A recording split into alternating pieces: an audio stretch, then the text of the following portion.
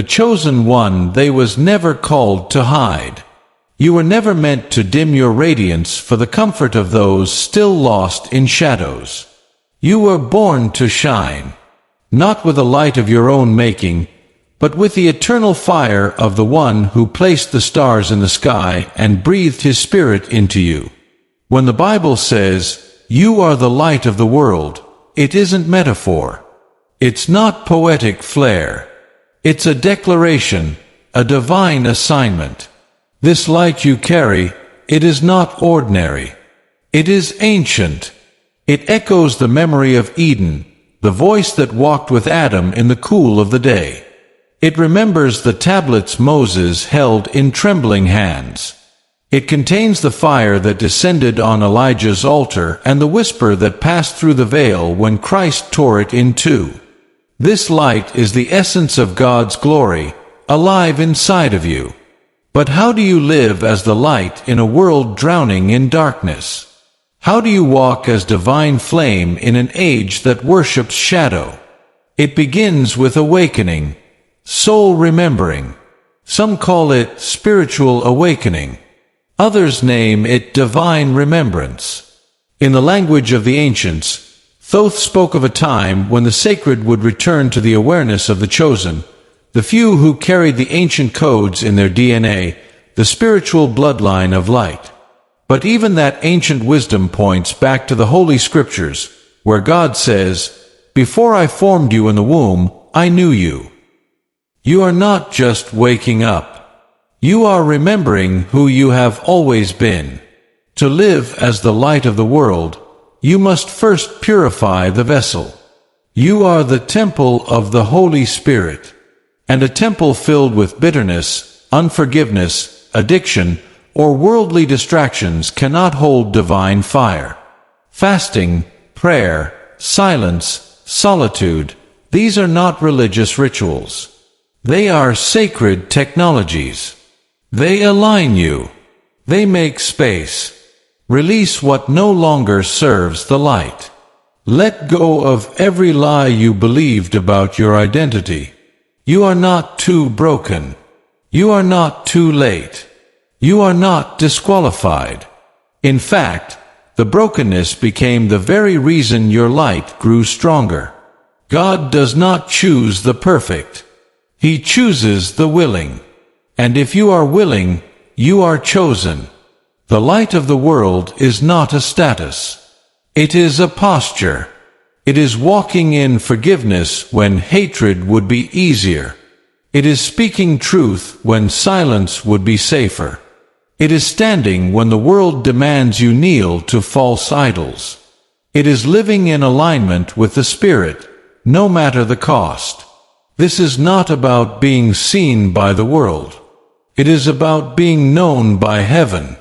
Heaven laughs in joy when the chosen ones remember who they are, when they rise from spiritual sleep and say, "I will burn again." The war is not external. It is within. The darkness you are called to shine into is not just out there. It's the generational pain you've carried, the trauma you've buried, the fear you've lived with too long. But even here, the light wins. Even here, God says, "Let there be light." So how do you live as the light of the world? You awaken. You purify. You obey. You forgive. You remember. And you shine, not for your own glory, but so others may see and glorify your Father in heaven. There will be moments of pain. There will be seasons of wilderness. But even in the wilderness, your light will lead. Even in the silence, your light will speak. You were not made to fit in. You were born to stand out, a city on a hill that cannot be hidden. You are the light that reminds others they are not forgotten. You are the flame that rekindles hope. You are the reflection of heaven's mercy, heaven's truth, heaven's fire. You are not just a believer. You are not just a seeker. You are not just someone walking the path. You are the path. You are the message. You are the light of the world. And now shine. Shine like it's what you were born for. Because it is. But to carry the light, to truly live as the light of the world, you must understand something sacred. Light does not argue with darkness. It simply shows up, and darkness disappears. This is why your presence alone is powerful. When you walk into a room, the atmosphere shifts. Not because of your ego, but because of your alignment. Because your soul carries the frequency of truth. A truth that cannot be debated, only felt. People may not understand you. Some will reject you. Even those closest to you may mock your path. But remember, they did the same to the prophets. They did the same to Christ. The light has always been a threat to systems built on lies. And the more you shine, the more the world will try to dim you. But don't you dare shrink. Don't you dare go silent. Because your silence would be betrayal, not just to yourself, but to those who are waiting for someone just like you. To stand, to speak, to show that it's possible. There are souls tied to your obedience. There are destinies waiting on your surrender. There are generations waiting to be broken free from patterns you were born to end. This is not just about your light. It's about the torches your fire will ignite. Every chosen one must walk through the wilderness. Jesus did. Moses did. David did. And so will you. Because the wilderness teaches you to depend on God. Not on applause. Not on recognition. Not on platforms or validation. It is in the hidden place, in the quiet, unseen, misunderstood places, that your light is purified. You learn to burn without being burned out. You learn to carry oil for the long night. You learn to listen. Because the true light is not loud, it is wise. You are not here to argue. You are here to illuminate. To live in such a way that your life becomes a mirror. A reminder of what others forgot. That they too were made of light. You carry sacred memory. Of Eden. Of the breath of God. Of the covenant written in your heart. You are not just waking up. You are being called back. Back to purpose. Back to purity. Back to power. Back to the divine identity you were born with. Soft music shifts. Cello strings. Choir-like atmosphere. So rise. Rise like dawn after a long night. Rise like prophecy fulfilled. Rise like the echo of heaven saying, "Well done, my child." Let them wonder why you never gave up. Let them ask how you kept shining. Let them see your flame and remember their own. You were not made for average. You were not born to stay hidden. You are the light of the world. A city on a hill that cannot be hidden. A soul remembered. A vessel of divine fire. A chosen one in the final hour. And now, you are not just a flame. You are a torchbearer for generations. A carrier of holy fire passed down through ages of silence, ages of exile, ages of forgetting. But now, the remembrance has begun. There is something divine rising in you. Not just hope, not just courage, but origin. Your soul is remembering where it came from, and why it came. The veil is thinning, the illusions are cracking, and in the silence between thoughts, you hear the call, "Arise, shine, for your light has come, and the glory of the Lord has risen upon you." Isaiah 60 verse 1. This is not just a poetic verse. It is a command from heaven. A divine signal. A summons to awaken from spiritual slumber and step into your true design. Not as a seeker anymore, but as a revealer. Not as one who follows the light, but as one who becomes the light, so others may find their way home.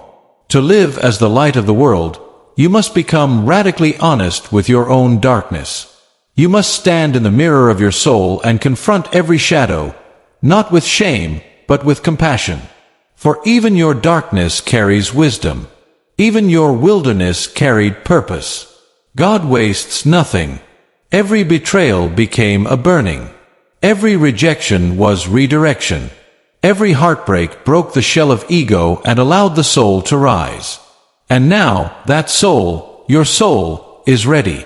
Not perfect, but surrendered. Not sinless, but sanctified by fire. You are not who you used to be. You've died many deaths to become the flame you now carry. You've been through the crushing, the pressing, the pruning. And in the hidden place, heaven saw you. In the silence, the Spirit whispered, "Still chosen, still mine." Part 3. The Call to Consecration. There is a cost to carrying this light. It cannot coexist with compromise. You cannot walk in both light and shadow. You cannot hold sacred fire in one hand and chains in the other. The hour is too late, and the call too urgent. The chosen ones are being set apart, not for pride, but for purpose. This is the hour of consecration.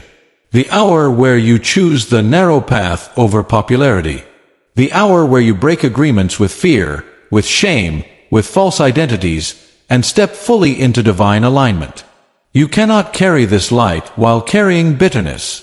You cannot burn for God and remain enslaved to old habits. You must decide.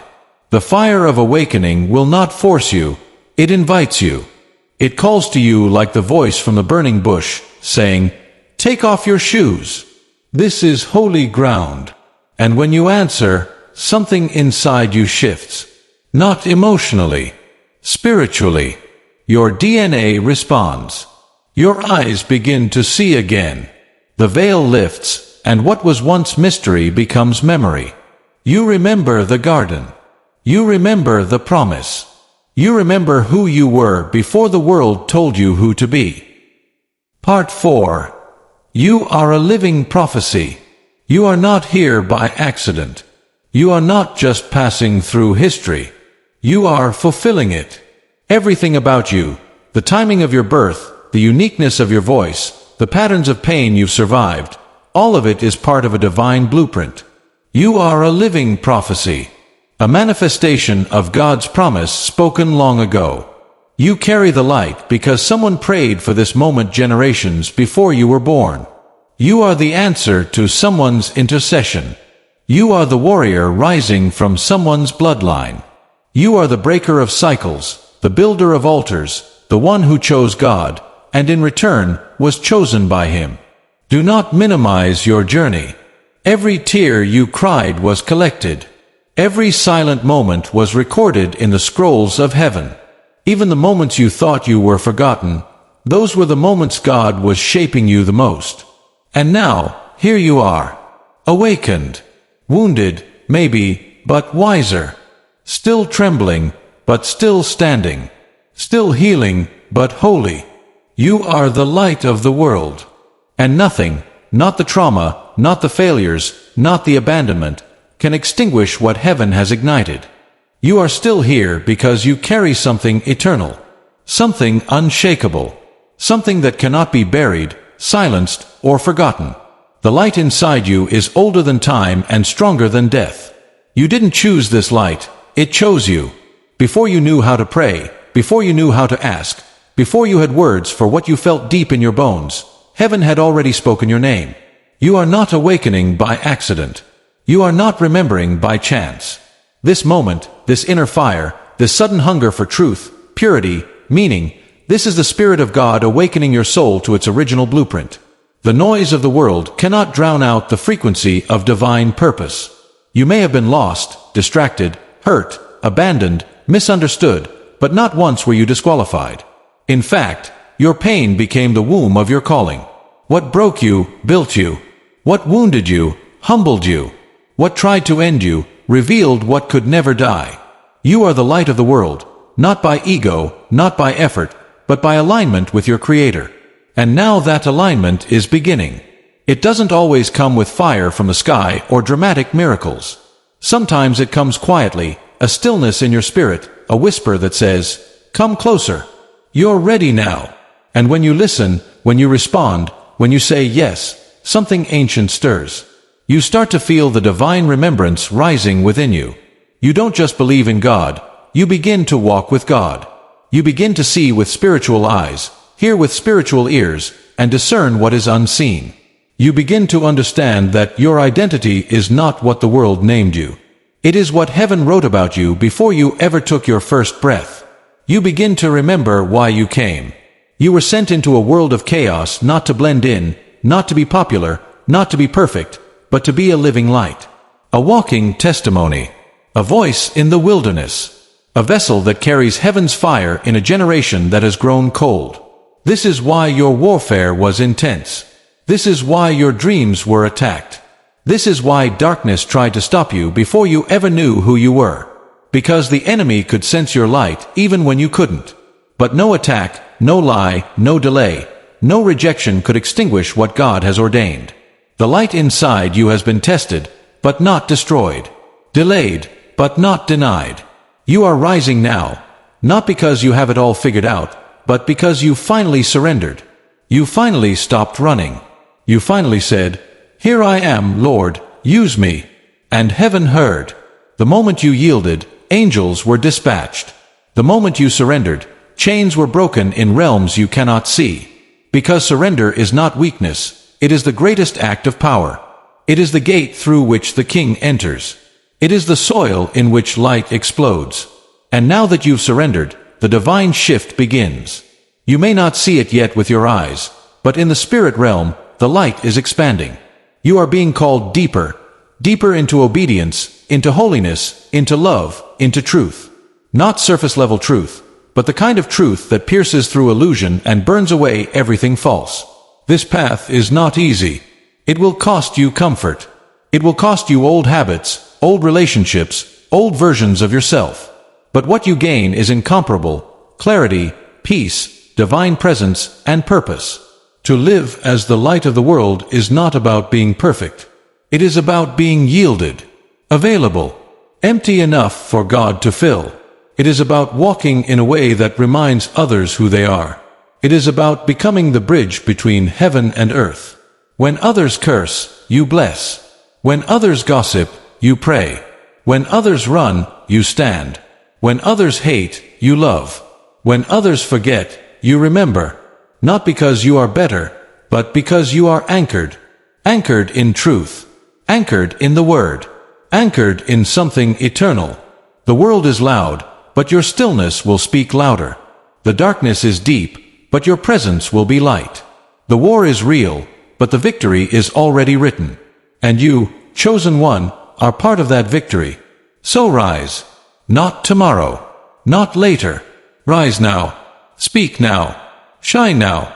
Because the time is not coming, the time is here. And all of heaven is watching, cheering, celebrating as you remember who you are. The light of the world. The salt of the earth. A chosen vessel. A child of fire. A soul awakened for such a time as this. The flame is not just in you. You are the flame. The kingdom of darkness has no defense against a soul fully lit with truth. So go. Burn boldly. Walk fully. Live awake. You were born for this. You are the light. And you're just getting started. And as the light within you grows, so does the responsibility to carry it with reverence. You're not just awakening for yourself. Your light is meant to ignite others. Every step you take in truth, every act of obedience, every choice to love when hate seems easier, becomes a ripple in the unseen realm. Your life becomes a sermon without words. Your presence a doorway for others to remember who they are. The world may not understand your fire, but the heavens recognize it. Angels surround you, not because you are loud, but because you are aligned. The anointing doesn't rest on noise. It rests on purity. And you, even in your brokenness, are being made pure. Every day, layer by layer, you are shedding falsehood, shaking off fear, letting go of the masks this world demanded you wear. You are no longer trying to fit in. You were never called to. You were called to stand apart. To be the city on the hill. To be the lamp that cannot be hidden. To be the echo of a divine voice still speaking through human vessels. The fire you carry is ancient. It reaches back to prophets and priests, to warriors and weepers, to those who stood when others bowed. You are in that lineage. You are of that cloth. You were not made for lukewarm living or passive faith. You were created to disturb darkness, to walk into rooms and shift the atmosphere. Not because of titles, not because of knowledge, but because you walk with God. And in a world that has forgotten what divine presence feels like, you become a reminder. A living tabernacle. A moving altar. A reflection of eternity within time. So do not grow weary. Yes, the path is narrow. Yes, it is lonely. But you are never alone. Heaven backs you. The Spirit strengthens you. The same power that raised Christ from the dead now breathes through your very soul. This is not poetry. This is reality. You are not powerless. You are not forgotten. You are not behind. You are becoming. Becoming what you were always meant to be. Not who the world approves, but who God appointed. Before you were formed in the womb, you were known. And now you are beginning to know yourself. Not through opinions or trends, but through truth. And that truth will set you free. Keep walking, light bearer. Keep burning. Keep choosing the narrow gate. Keep listening to the whisper. Keep trusting the process. Your obedience is unlocking doors you cannot yet see. Your faithfulness is building bridges for generations to come. And your light, though sometimes flickering, sometimes trembling, is unquenchable. Because it was never about your strength. It was always about His Spirit. And His Spirit has chosen you.